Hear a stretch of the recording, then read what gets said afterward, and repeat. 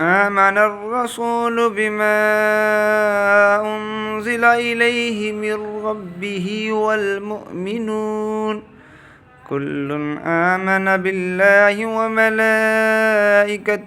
وكتبه ورسله لا نفرق بين أحد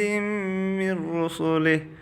وقالوا سمعنا وأطعنا غفرانك ربنا وإليك المصير لا يكلف الله نفسا إلا وسعها لها ما كسبت وعليها ما اكتسبت ربنا لا تؤاخذنا إن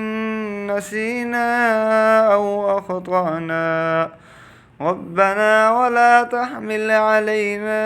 إصرا كما حملته على الذين من قبلنا ربنا ولا تحملنا ما لا طاقة لنا به واعف عنا واغفر لنا وارحمنا أنت مولانا فانصرنا على القوم الكافرين.